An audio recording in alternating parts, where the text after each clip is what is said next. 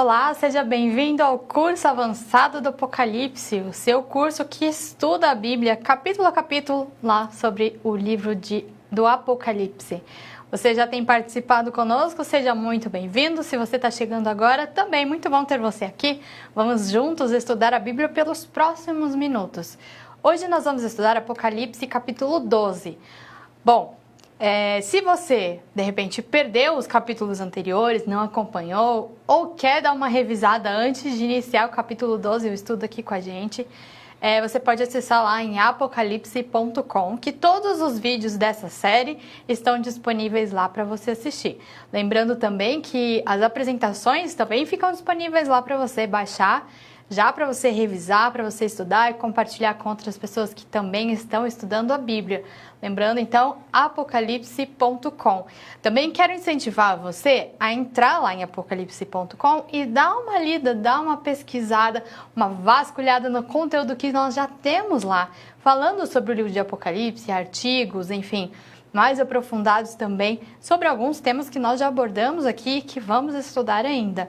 Eu quero lembrar vocês que quem nos dirige nesse estudo, que é o nosso professor, o nosso guia através dos livros do Apocalipse, através dos capítulos do Apocalipse, é o jornalista Felipe Lemos. Tudo bem, Felipe? Oi, Eliane. Tudo bom? Tudo ótimo. Muito bem. Bom, a cada dia tem crescido o número de alunos que vem acompanhando o nosso curso, né? Isso é muito bom. Amém. Lembrando, você pode participar deixando o seu comentário, a sua pergunta, que nós trazemos aqui também, nós juntamos para fazer um programa especial de perguntas e respostas com essa dúvida que você tem. Isso é muito importante para todos nós podermos aprender juntos, né, Felipe? Com certeza, aliás, motivo você também a fazer perguntas, a anotar, a estudar, a comparar, né? A gente está aqui para ajudar. E quais são os segredos, os mistérios que Apocalipse 12 nos aguarda? São segredos revelados por Deus, né? Estamos chegando ao grande conflito, um capítulo importantíssimo que fala do grande conflito entre Deus e Satanás e dá alguns detalhes a mais. Agora a gente saiu da parte mais histórica e entrou na parte que a gente chama de escatológica, porque diz respeito a eventos que já estão num tempo que ainda não chegaram, né? Um tempo que ainda não chegou, melhor dizendo, né? Tempos que ainda não chegaram. Então, agora tem algumas coisas que nós vamos entender de uma forma ainda não 100% realizada, né? Porque a história agora está em andamento ainda. A história profética está em andamento. Do 12 em diante, é essa a realidade, né? Então, fazemos parte desse período. Sim, estamos vivendo muitas dessas coisas, então eu procuro até tomar um pouco de cuidado e os autores mais científicos, vamos dizer assim, que estudam mais profundamente o Apocalipse, tomam cuidado de não ficar fazendo certas afirmações, porque agora tem algumas coisas que são cenários que podem ser de uma certa forma, mas a gente não pode afirmar porque eles estão acontecendo ainda, né? Muito bem.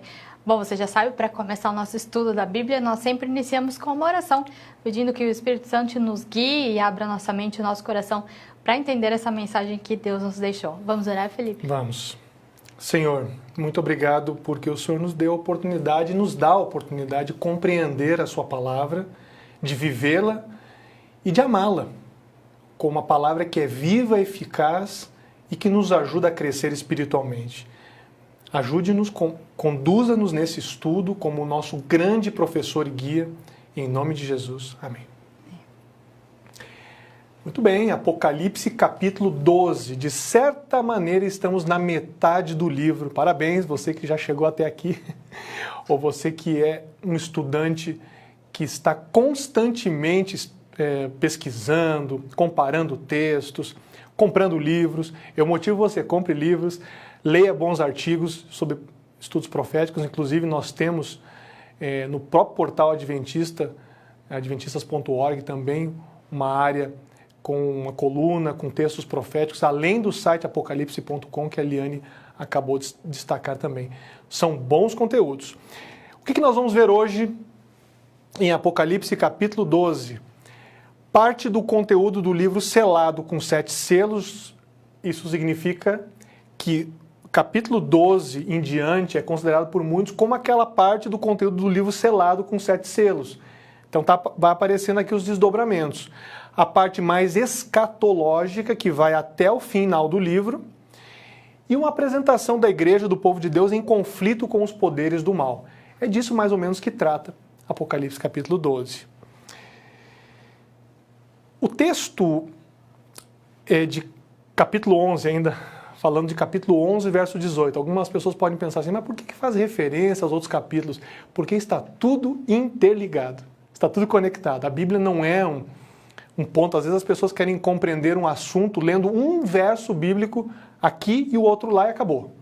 Não é assim que se estuda a Bíblia. A Bíblia é um livro inspirado por Deus, é um livro que Deus deixou como uma revelação completa, com várias partes que se conectam e que possibilitam, então, uma compreensão mais clara dos temas. Então, Apocalipse capítulo 11, verso 18, é um texto que conclui a visão das trombetas e introduz a segunda parte do livro. O que diz Apocalipse 11, 18? E iraram-se as nações e veio a tua ira e o tempo dos mortos para que sejam julgados. E o tempo de dares o galardão aos profetas, teus servos, e aos santos e aos que temem o teu nome. E a pequenos e a grandes, e o tempo de destruíres os que destroem a terra. Muito bem. Interessante, né? Esse verso bíblico, ele é considerado como um verso ponte, que vai abrir agora espaço para nós compreendermos quem são esses poderes que causam o mal. De que maneira esses poderes atuam? Eles têm, isso eu já posso adiantar, né? Eles têm como grande mentor e como originador de tudo isso Satanás, o dragão. Nós vamos ver agora claramente a figura do dragão aqui no capítulo 12, que é aquele que inspira todo esse mal. O capítulo 12 até o 22, os capítulos, né, eles mostram a atuação satânica para impedir os planos de Deus. Mas eles mostram a reação de Deus também, tá? Nos capítulos 12 e 13 são apresentadas as cenas da segunda metade do livro, o dragão e os seus aliados.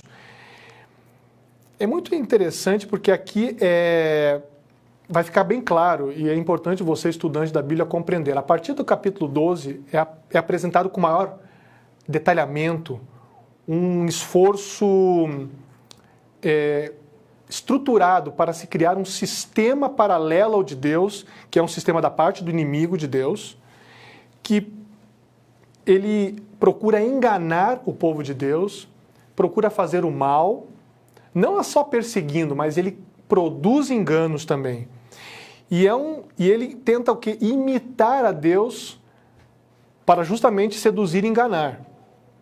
Então, isso vai ficar bem claro agora nos capítulos 12, 13. No capítulo 14, nós temos uma parte importante que é a pregação do Evangelho, como a reação de Deus. O que acontece com a pregação do Evangelho? Está muito ligado ao capítulo 10 e ao capítulo 11. 15 e 16 é um juízo já, são as pragas. 17 você vai ter novamente um maior detalhamento ainda dos inimigos de Deus, dos poderes inimigos de Deus, no capítulo 17. 18 e 19 você tem a queda desse poder, e 20 também, 18, 19 e 20, e 21 e 22 a redenção final e a recompensa dos justos. Daí. E aí acabou o capítulo. Por isso que, a partir de agora, é uma outra fase de estudos aqui. Vamos ler então, nós temos Apocalipse, antes de ler, isso aqui é o resumo do que nós vamos ter dos versos 1 a 6. Apocalipse 12, versos 1 a 6. Mulher, menina e dragão. Sinal do céu, mulher vestida de sol com a lua debaixo dos pés. Mulher tem uma coroa com 12 estrelas. E mulher grávida pronta para dar à luz com dores do parto. Essa aqui é uma imagem apenas ilustrativa. Vamos ler agora e entender o que diz o texto. Apocalipse 12, versos 1 a 3. A gente acompanha aqui. E viu-se um grande sinal no céu. Uma mulher vestida de sol, tendo a lua debaixo dos seus pés e uma coroa de 12 estrelas sobre a sua cabeça. E estava grávida e com dores de parto. E gritava com ânsias de dar à luz.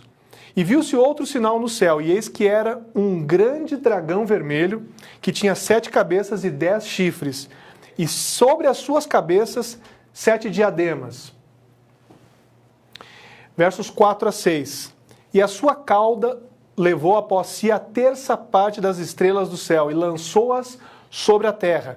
E o dragão parou diante da mulher que havia de dar à luz, para que, dando ela à luz, lhe tragasse o filho. E deu à luz um filho homem, que há de reger todas as nações com vara de ferro. E o seu filho foi arrebatado para Deus e para o seu trono. E a mulher fugiu para o deserto, onde já tinha lugar preparado por Deus para que ali fosse alimentada durante 1260 dias. Imediatamente vamos para a simbologia da mulher aqui. E para isso nós temos um texto muito interessante, Efésios capítulo 5, versos 23 a 25, que diz assim: porque o marido é a cabeça da mulher, como também Cristo é a cabeça da igreja, sendo ele próprio o salvador do corpo.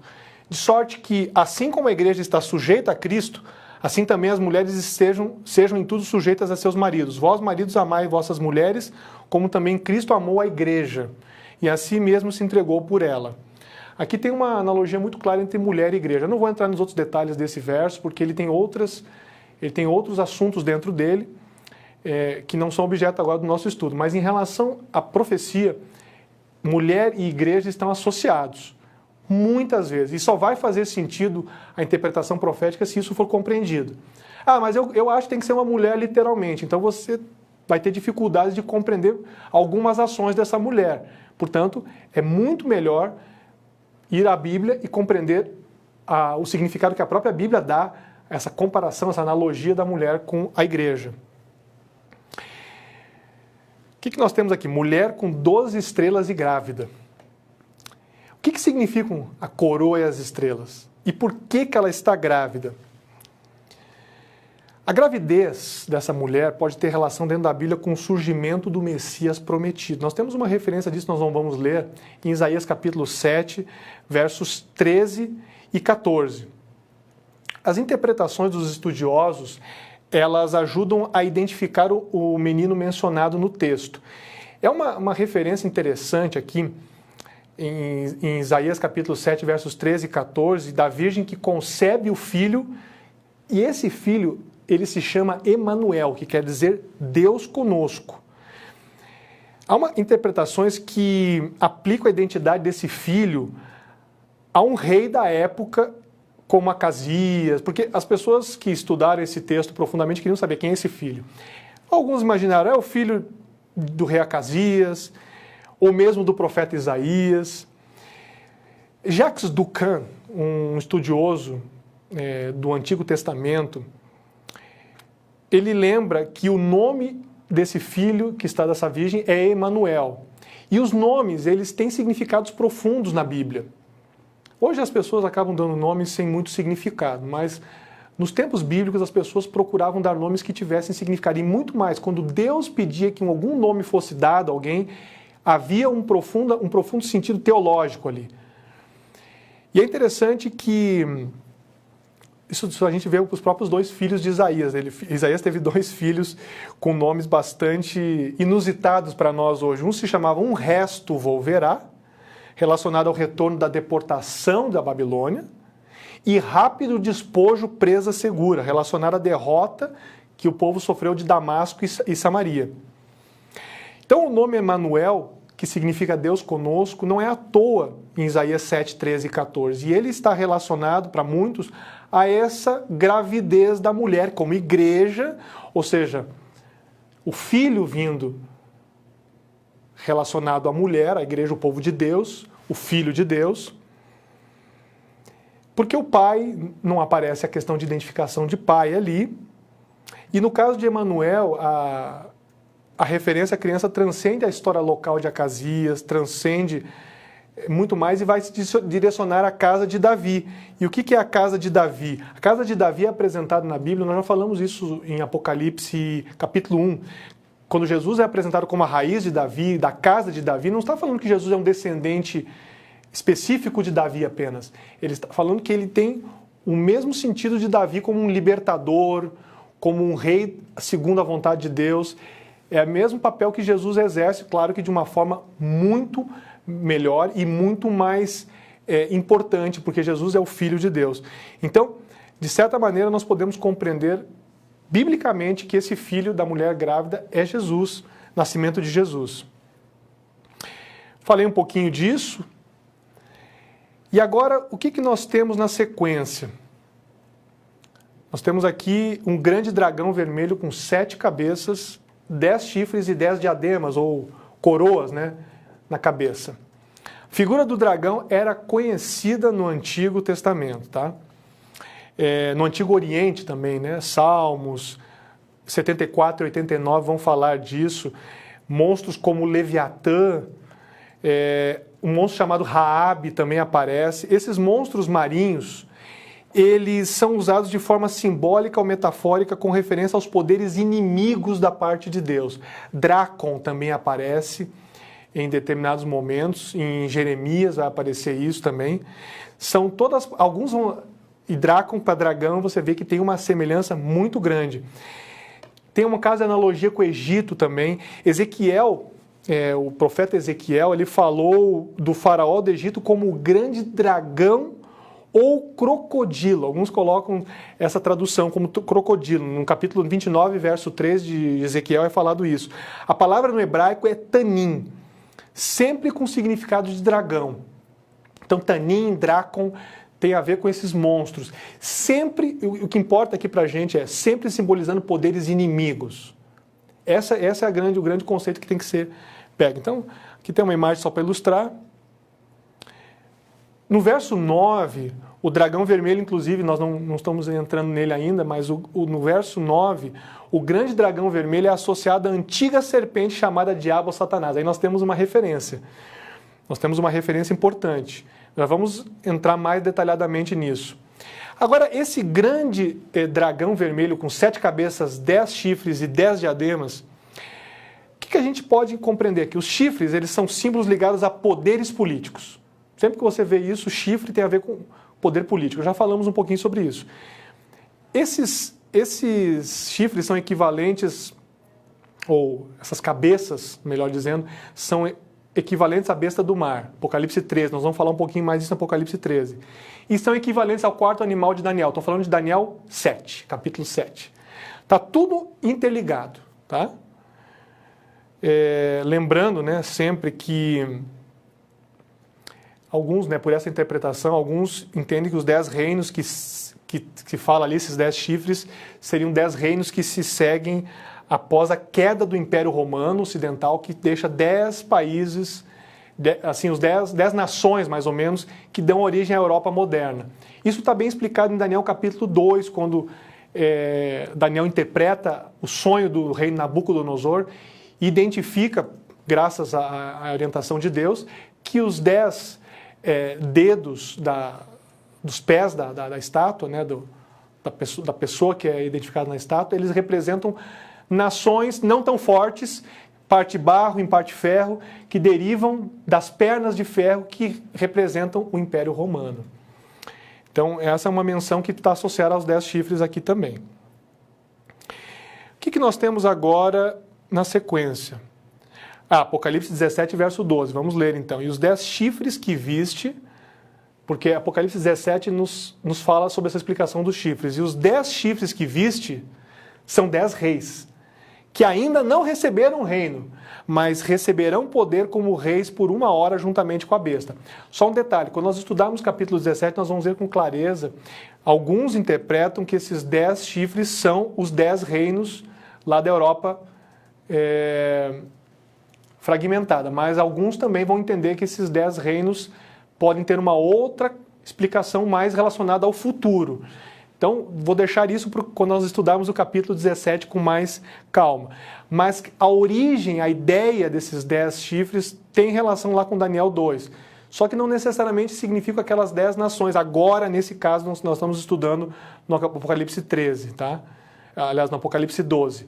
E no 17 também não, tá bom? Vamos continuar. Outro texto para nos ajudar aqui, para a gente ter uma clareza sobre essa questão dos chifres aí, né, dos reinos, é Daniel capítulo 7, verso 7. Depois disto, eu continuei olhando nas visões da noite e eis aqui o 4º animal. 4 animais, tá? Lembrando que 4 animais foram vistos por Daniel no capítulo 7, vindo do mar. O 4º animal terrível e espantoso e muito forte, o qual tinha dentes grandes de ferro, ele devorava e fazia em pedaços e pisava aos pés o que sobejava. Era diferente de todos os animais que apareceram antes dele e tinha 10 chifres. Sempre lembrando, então, esses 10 chifres estão... Uma coisa é certa, eles estão ligados a reinos terrestres. Então, esse grande animal terrível e espantoso, de alguma maneira, ele tinha... junto, não era só um poder religioso, mas é um poder com conotação religiosa, mas acima de tudo um poder secular, um poder do mundo, né? Com apoio dos reis do mundo, por isso os 10 chifres. As 7 coroas ou diademas, elas são entendidas por muitos como a falsa pretensão de Satanás de ter autoridade e poder em oposição a Deus, que tem muitas coroas. Esse fato de Deus ter muitas coroas está em Apocalipse capítulo 19, verso 12. De certa maneira, há sempre essa... Agora vai aparecer muito claramente dos capítulos 12 em diante. Há sempre esse interesse de João mostrar que Deus tem algo, Satanás e seus inimigos, seus aliados, fazem uma coisa semelhante para contradizer, para fazer uma contrafação. Então Deus tem coroas, ele também tem coroas. É isso que aparece muito claramente, entre outras manifestações. Aqui diz que o dragão tem uma cauda que arrasta a terça parte das estrelas do céu. Estrelas costumam ser anjos, isso a gente vê em Apocalipse capítulo 1, verso 20, já vimos, né? As estrelas arrastadas podem muito bem ser anjos caídos. Por quê? Porque quem está arrastando é a cauda do dragão. Então, a cauda é que arrasta. Ah, mas não podem ser anjos do bem? Não, né? Que é o dragão que está arrastando. Então não tem como você associar... O que está associado ao dragão é do mal. É anjo caído. Quando fala reis da terra com o dragão, são pessoas que estão contrárias à vontade de Deus. Poderes que de alguma maneira atuam para desfavorecer aquilo que Deus ensinou. Mesmo nações. Então, isso está muito claro no livro do Apocalipse e Daniel também. Bestas, cauda, tudo coisa do mal. Tudo associado, simbolismo associado ao mal. Símbolo de engano. A cauda, acima de tudo, é um símbolo de engano. Aqui tem uma outra referência interessante que diz que, nós lemos aqui, né? A cauda arrastava, o filho há de reger todas as nações e foi arrebatado para o céu. O verso 5 mencionou isso. Isso pode ser uma referência à entronização de Cristo, Cristo depois da ascensão. Ele foi arrebatado ao céu. Ele foi arrebatado ao céu. Nesse sentido, né? Foi levado ao céu. Agora diz que a mulher, a igreja, o povo de Deus, né, puro, ele foge para o deserto. E lá é alimentado por Deus por 1260 anos. De novo esse tempo aparecendo aqui, já apareceu várias vezes, aí 42 meses, em Daniel, em Apocalipse aparece 1260 anos, já apareceu também, um tempo, 2 tempos e metade de um tempo. São períodos em que, de alguma maneira, o povo de Deus foi oprimido e perseguido por um poder a serviço de Satanás. Nós já estudamos que esse poder é o poder papal. E no capítulo 13 nós vamos detalhar mais por que nós podemos dizer que esse poder é o poder papal e vamos associá-lo à besta do mar. Na verdade, nós não, né? A Bíblia associa a besta do mar ao poder papal e a história junto. Isso é muito importante, porque durante 1260 anos o povo fiel a Deus é perseguido por esse poder, que está a serviço do dragão. Por isso que a mulher que representa o povo de Deus foge para o deserto. Um povo que é preservado por Deus. Paralelo com a saída do povo do Egito, por exemplo, quando eles são sustentados pelo maná, eles fogem para o deserto e são sustentados pelo maná. Êxodo 16. Ou espiritualmente eles são atendidos por Deus no deserto. Êxodo capítulo 20, com os mandamentos sendo dados, decálogo sendo dado a eles por Deus, por meio de Moisés. É interessante, né, porque o período da supremacia papal, de perseguição, acontece entre 538 e 1798, ou seja, 1260 anos. Isso é um fato comprovado na Bíblia e faz muito sentido, porque esse poder do mal, ele faz com que a igreja, ou o povo de Deus, a igreja simbólica aqui, o povo de Deus, ele tenha que fugir. E ele vai para outro lugar. E aí, é interessante, né? Agora falando ainda do verso 6, né? para alguns intérpretes e comentaristas, a água lançada porque aqui foi lido, né, que foi lançada, né, foi lançada a água foi lançada com força pela boca do dragão, tem a ver com a ação de perseguição de Roma papal ou de poder papal. Quando você analisa os versos 14 e 15, você chega a essa conclusão. Nós vamos chegar nesses versos. Então, nesse caso, há águas significando muito mais região muito povoada. Por analogia, deserto seria então uma área pouco povoada, onde o povo de Deus poderia encontrar um refúgio. Portanto, nós podemos compreender que como a água é uma região muito povoada e tem a ver com os inimigos de Deus, mares inclusive, deserto é o contrário. É um lugar de refúgio, é um espaço de refúgio, é onde Deus, de alguma maneira, atende a essa igreja, a esse povo que está buscando ajuda. E ele foge, esse povo foge para lá. Isso fica bem claro. E na história isso vai ficar bem claro.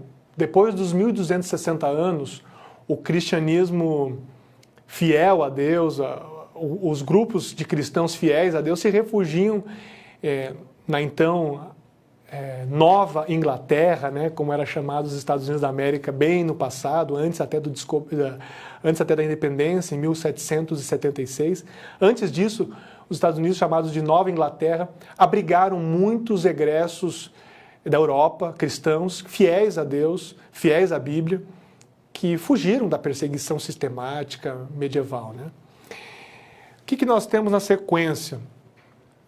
Apocalipse 12, 7 a 12. A parte intermediária do capítulo. Nós vamos aqui ter a narrativa que explica a origem da inimizade entre o dragão e a mulher. Por que o dragão e a mulher têm inimizade? Fala da origem do conflito até o momento da vitória de Jesus na cruz e as atividades do dragão e a hostilidade contra a mulher e seus descendentes.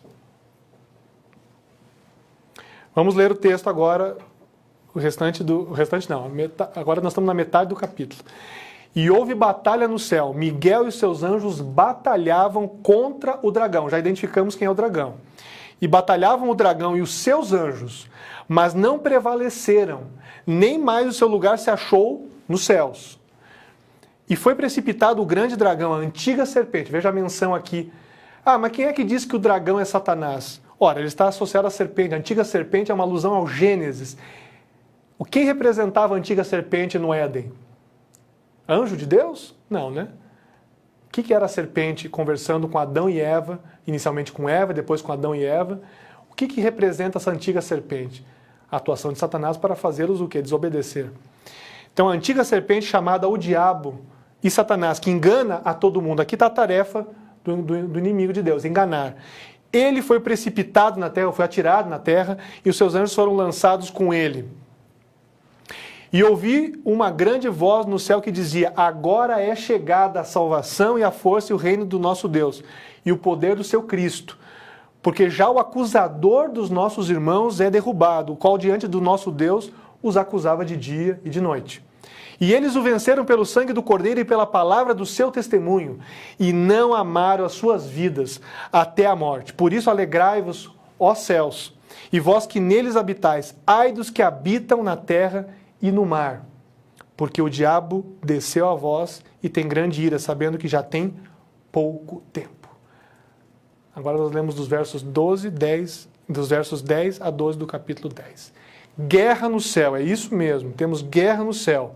Uma guerra que se sucedeu depois de Cristo ser arrebatado da terra.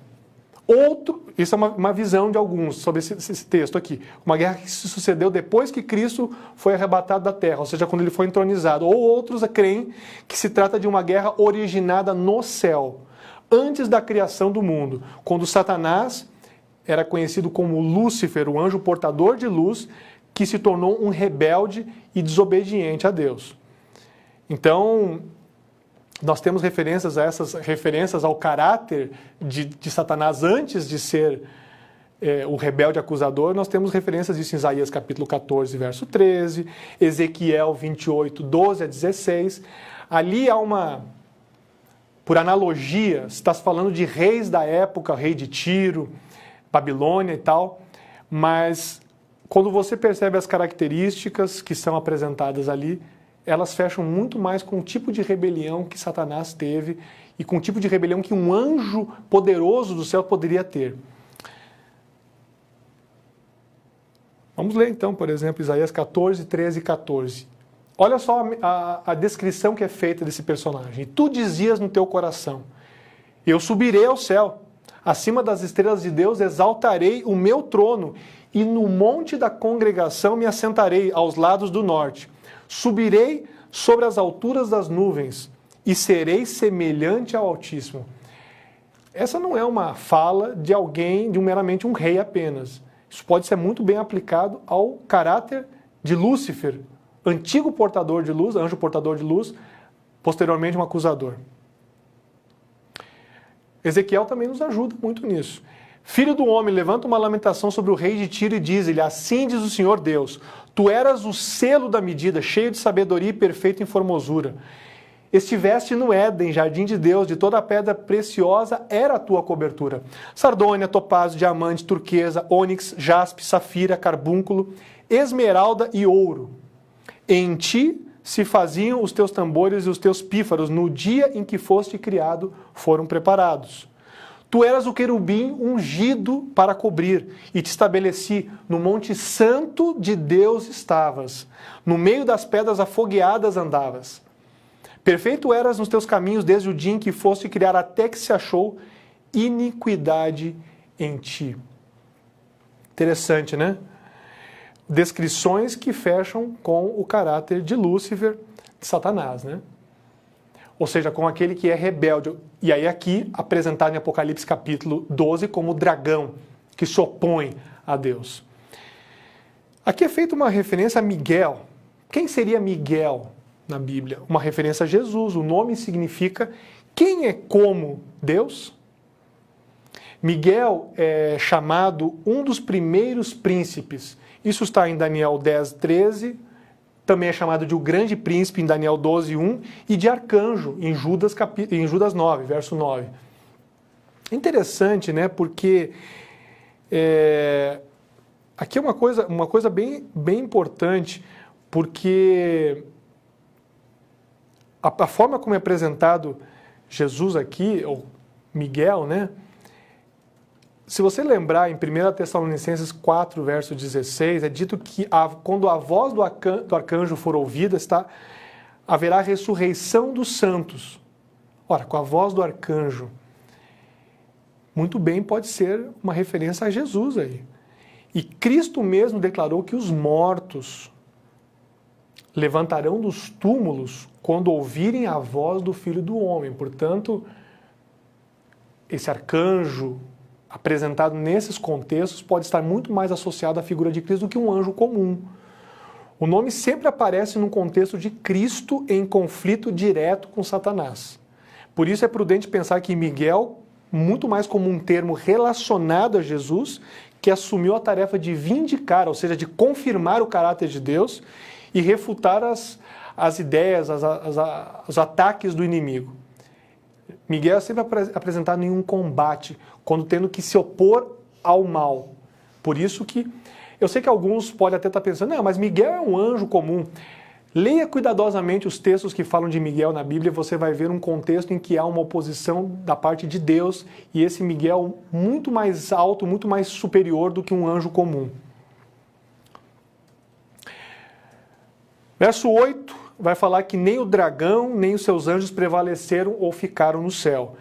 Pode significar tanto o conflito inicial no céu entre Lúcifer e Deus, quanto o conflito na terra entre Satanás e Cristo, quando veio. No verso 9 é dito que Satanás e seus anjos foram expulsos do céu. Por isso que muitos compreendem que essa guerra inicial é no céu, porque no verso 9 vai falar que Satanás foi expulso, certo? Isso é muito interessante, né? Porque em Ezequiel 28, 14 também é dito que Satanás, enquanto Lúcifer, tinha um lugar no céu. Então faz todo sentido em Apocalipse 12 dizer que ele sai do céu. Já no verso 9 é dito que Satanás e seus anjos foram expulsos do céu. Mas até a cruz, até a cruz acontecer, de alguma maneira Satanás tinha acesso aos seres celestiais. Isso também é interpretado por muitos de forma limitada, é verdade, mas ele tinha, como príncipe desse mundo. Então, isso, e Jesus mesmo fala isso em João capítulo 12, versos 31 e 32, esse é o príncipe do mundo. Por que Jesus se refere a ele como príncipe? Porque, de alguma maneira, ele tinha um limitado acesso a certas coisas. Isso muda depois da cruz. A menção à serpente no verso 9, né, é uma referência a Gênesis 3, já falei um pouquinho sobre isso. Já no verso 10 é dito que Satanás atua como acusador, ele acusa Jó, isso nós conhecemos bem, Jó capítulo 1, 6 a 12, e Josué também, em Zacarias 3, 1 a 2, ele se opõe. Essa é uma característica, ele não está aqui para ajudar as pessoas, ele está para acusá-las, fazê-las se sentirem culpadas por aquilo que ele, de certa maneira, originou, que é o mal. Os versos 10 a 12 vão explicar ainda a importância da expulsão de Satanás no céu, a condição de plano da salvação quando Satanás foi atirado para a terra. É interessante essa proclamação que está nos versos 10 a 12, feita por uma grande voz do céu, primeiro em relação aos habitantes do céu, e depois em relação aos habitantes da terra. É possível dizer, né, de certa forma, que dos versos 10 a 12 há uma declaração sobre a condição do plano de salvação no momento em que Satanás foi atirado para a terra. Essa era a condição. Que condição é essa? É a série de fatos relativos ao triunfo de Cristo sobre Satanás na cruz. Jesus vence Satanás na cruz. Ali é efetivada a vitória. Ali é efetivada a vitória. Então, qual é o grande motivo do conflito? O motivo do conflito é justamente o quê? O motivo da conquista, né? No caso que fala os 10 verdadeiros, o que Jesus está conquistando? É justamente o fato de que foi expulso o acusador dos irmãos. Por isso que alguns vão interpretar essa queda como depois da cruz, porque ali realmente, de certa maneira, há também a expulsão do acusador. O verso 11 indica que é o sangue do Cordeiro, ou seja, a morte de Cristo na cruz, que torna possível a vitória sobre o acusador dos irmãos. Por isso que nós podemos compreender a compreensão de duas maneiras aqui em Apocalipse capítulo 12, nessa primeira parte. Tanto a queda de Lúcifer no céu, como quando ele se rebela, quando a queda dele no sentido de ter sido derrotado pela morte de Jesus na cruz. Por isso. Então são duas maneiras de se enxergar. Nenhuma delas podemos dizer assim, está errada, é absurda. Não, nenhuma delas é absurda. Só que são maneiras de enxergar esse fenômeno de diferentes ângulos. Até porque nos versos 10 a 12 tem um hino da vitória, que tem a menção à entronização de Jesus e o acesso aos lugares celestiais. E a ira do dragão, então, é justamente por conta da expulsão do céu. Reino da terra é passado a Cristo. Podemos entender que ele já caiu. Claro, evidentemente, ele caiu depois da rebelião lá no céu. Mas ele também ficou irado porque ele foi derrotado na cruz. Ele tem dupla derrota, só que a segunda derrota na cruz é muito mais significativa no nosso contexto de salvação. Por isso, muitos compreendem dessa maneira. O que nós temos aqui no verso 13? O dragão tenta atingir o Filho de Deus por meio da sua igreja, do seu povo. E no verso 14, a igreja voa com asas para o deserto, ou seja, sai com rapidez. A igreja é sustentada por um tempo, 2 tempos e metade de um tempo. Nós vamos ler aqui, faltou... Eu quero ler o restante dos versos, porque não coloquei aqui na tela. Toma a liberdade de ler aqui, só para nós vermos os últimos versos desse capítulo. Quando, pois, o dragão se viu atirado para a terra, perseguiu a mulher que dera à luz o filho varão. Então, é isso que eu estou mencionando aqui. Ele tenta atingir o filho por meio da sua igreja. Ora, que filho é esse e que igreja é essa? A igreja é o povo fiel a Deus. E quem é o filho, então? É Jesus. O povo é fiel a quem? A Cristo. Então o filho não pode ser identificado com o outro. Confirma aquilo que nós tínhamos falado anteriormente, né? E confirma até a interpretação que é feita de Isaías 7. No verso 14 diz assim: e foram dadas à mulher as 2 asas da grande águia para que voasse até o deserto, ao seu lugar, aí é onde é sustentada durante um tempo, tempos e metade de um tempo, fora da vista da serpente. Esse tempo, 2 tempos e metade de um tempo, é comparado aos 1260 anos, que nós já falamos no começo. Um período em que a igreja, o povo de Deus, é sustentado, é preservado por Deus, mesmo diante de uma forte perseguição. Versos 15 e 16. Então a serpente arrojou da sua boca, ou então lançou com força da sua boca, atrás da mulher, água como um rio, a fim de fazer com que ela fosse arrebatada pelo rio. O rio vinha da boca da serpente. A terra vai socorrer a mulher e engole o rio que o dragão tinha lançado da sua boca. Essa terra pode ser o continente norte-americano, identificado como o protestantismo, que acolhe o protestantismo na América do Norte, que acolhe as pessoas cristãs que vêm fugidas, vamos dizer assim, de um ambiente de perseguição na Europa, onde o poder papal perseguia especificamente aqueles que eram fiéis aos princípios de Deus. Verso 16, também a terra, porém, socorreu a mulher e a terra abriu a boca e engoliu o rio que o dragão tinha arrojado da sua boca, ou lançado com força da sua boca. E, finalmente, verso 17, último verso. Irou-se o dragão contra a mulher e foi pelejar com os restantes da sua descendência, os que guardam os mandamentos de Deus e têm o testemunho de Jesus, e se pôs em pé sobre a areia do mar. Ideia de remanescente na Bíblia. Deus deixou um povo, né? Deus deixou um povo sempre fiel em todas as épocas da história. Na invasão babilônica, a Palestina, você vê um povo que permanece.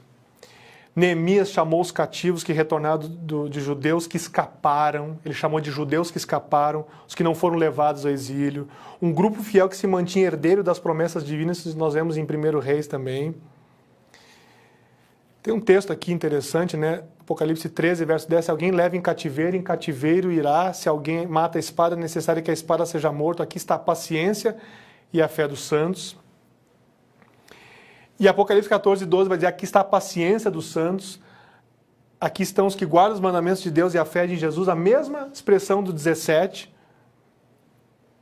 O texto de Apocalipse 12, 17, ele indica que no final dos tempos Deus tem um povo fiel, um remanescente, obediente sem reservas a ele. Isso é caracterizado por algo específico, a guarda dos mandamentos. É, portanto, um grupo que terá naturalmente oposição de uma maioria que não é leal a Deus. Ah, mas quem é que diz que os mandamentos vão ser importantes nos tempos finais? A Bíblia, Apocalipse 12, verso 17 vai falar. 14, 12 também vai falar disso. Não é uma invenção humana. A obediência aos mandamentos de Deus é considerada uma característica do remanescente fiel, daquele grupo que se mantém fiel a Deus, mesmo sob toda essa perseguição feita pelo dragão.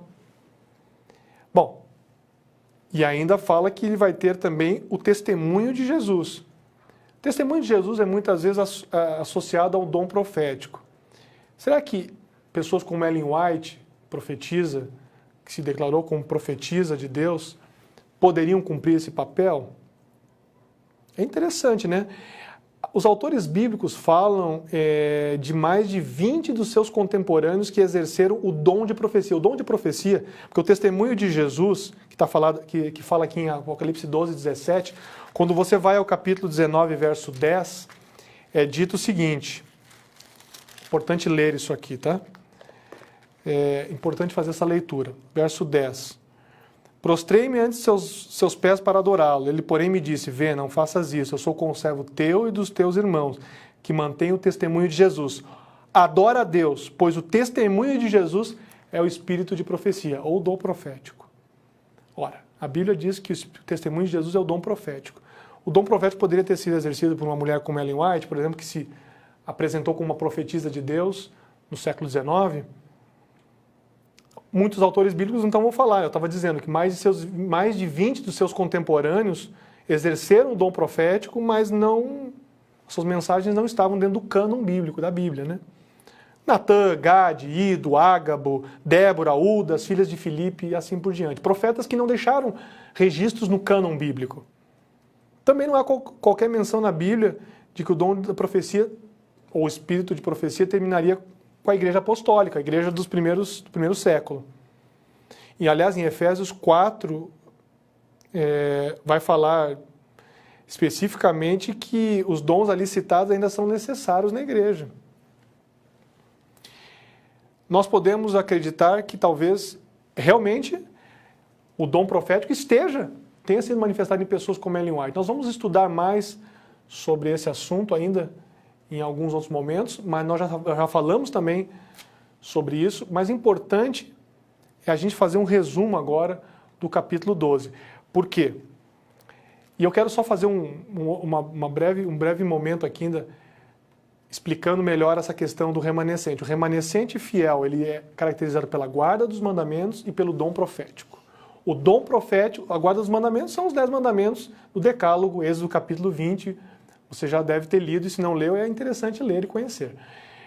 O dom profético é o dom que orienta o crescimento do movimento de Deus. Ele pode ter sido manifestado no dom de Ellen White. Se você não conhece nada sobre Ellen White, procure, pesquise. Você vai ver centenas de livros escritos por ela que estão em pleno acordo com a palavra de Deus e que ajudam no crescimento. Não são acréscimos à Bíblia, não são substituição à Bíblia. São livros que ajudam a lançar uma luz menor sobre a luz maior, que é a palavra de Deus. Resumo do capítulo. Visão do capítulo 12 prepara o cenário para a segunda metade do livro. Tema central, controvérsia entre Cristo e Satanás em escala cósmica. Aqui começa o desenvolvimento dos eventos finais da Terra. Apresentam-se os atores principais e o ambiente. Destaque para a vitória triunfal de Deus sobre a Satanás, que inaugura o reino de Deus no mundo e a autoridade de Cristo. Fica claro que Satanás está por trás do conflito com Cristo, de que há de mal nessa terra. Mary Tenney explica que Satanás está por trás do cenário deste mundo, a inteligência malvada que faz guerra contra os santos de Deus. Pode ser que algumas questões vão ficar aqui soltas de Apocalipse 12, elas vão ser melhor trabalhadas e algumas, nós recomendamos que algumas leituras a mais sejam feitas, depois nós podemos deixar alguns materiais para quem se interessou em saber mais sobre Ellen White, para quem quer entender um pouquinho mais alguns aspectos. No capítulo 13 nós vamos detalhar mais como Satanás e seus aliados atuam para enganar o povo de Deus. É isso, Liane. Muito bem, Felipe. Nós temos uma pergunta. Sim, por favor. Eu quero que você abra sua Bíblia em Apocalipse 12, 7, que é de lá que a gente vai tirar essa pergunta. Vamos lá. Essa dúvida que surgiu. Então ele começa aí, houve guerra no céu. Essa guerra, ela foi física, ela foi literal? Ou foi uma guerra ideológica, algum outro formato de guerra? Olha, essa é uma pergunta difícil, Liane. Temos uma resposta? É uma pergunta, olha, eu não tenho condições de dizer se essa guerra foi física ou ela é apenas conceitual. Que ela é conceitual, eu não tenho dúvidas.